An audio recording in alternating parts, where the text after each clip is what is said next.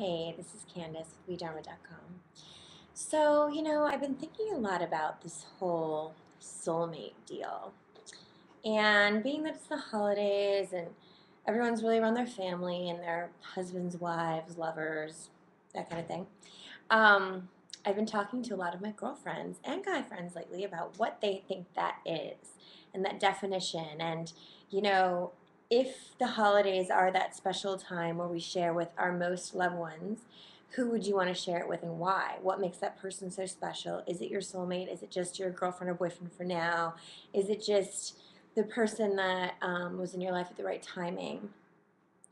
What about this whole subject? So I've always been fascinated with it, but I decided to do more research and looking things up online and seeing what different people think and seeing what the spiritual world thinks and seeing, different, just different definitions and see how they sit with me. And, it's interesting because I've always felt in my own life that we have different soulmates along our path to share different things with us. And I think whatever level we share from, we probably will get back in some way. And, I've always been a little, I'd say, unattached to outcomes.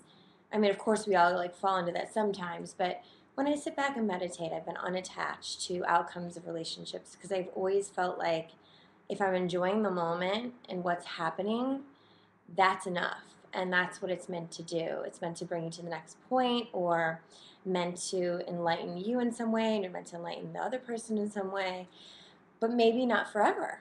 And so, at my point in life, I'm really happy where I'm at. I love my own life. I love this journey I'm on. I feel like it switches every day to something more cataclysmic almost. It's insane how fast things are changing these days and how lucky I feel just, being on my own and loving what I do and having everything I wish to have in my own life. But that next step of expansion and family comes up for me a lot. And I think, when people talk about soulmates, they say that you're attached in the heart and um, it will come in the right time for your life and it will be eternal.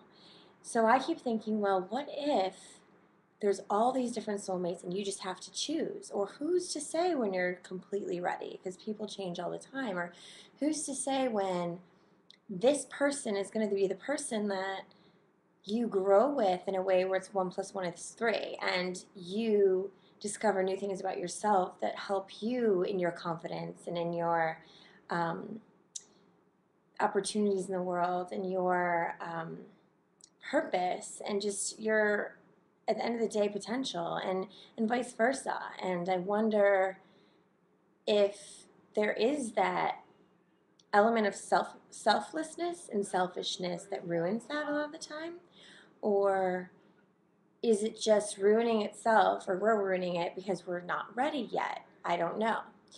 But what I've decided today, who knows, it could change tomorrow, but I feel pretty solid about this, being on my own the last few months and really discovering things, that I feel when a certain individual comes in your life when you're ready and you're at this really amazing full place in your own life, you can decide what you want that to be. You can decide if you choose to make that the one that's you're committed to in the soul and you're committed to no matter what in life. And if that other person decides to fall off the wagon or over and over again does things that just aren't cool for you, that's not your fault, but that might have been your soulmate, or that might have been your soulmate and your purpose together, and now another one's going to come along. But so many times we're attached to that thing or that person or that idea. And I think if we can just really truly try to live for the moment and say, this is my intention, this is what I want, and go with it, not fear this path and not fear what might happen, but truly enjoy the beauty of every moment with this person and try your best to be as conscious as you can be and as real as you can be and as honest about who you are as you can be. Whatever you are, that's what you are, and just be it. And at the end of the day, if it turns out to not be the soulmate, so what? There will be somebody else, there will be something else, there will be another soulmate as long as you're on your path. That's my opinion. I think that we can perhaps manifest as we go and as we change. There'll be somebody else there to be a better partner for your new self or your new direction or what you decide in your more experienced self, in your more knowledgeable and aware self, what you want to be for the length of your life. So I don't know. I think it's changeable, just like everything. I'd like to know what others out there think. But I think this Christmas I'm going to celebrate the soulmates I have had, and the soulmates I do have, and the soulmates I will have. And if they're all the same person, fantastic.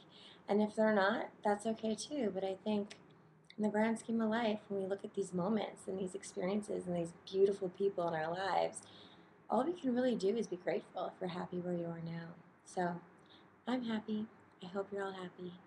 And on that note, I will talk to you soon. Bye-bye.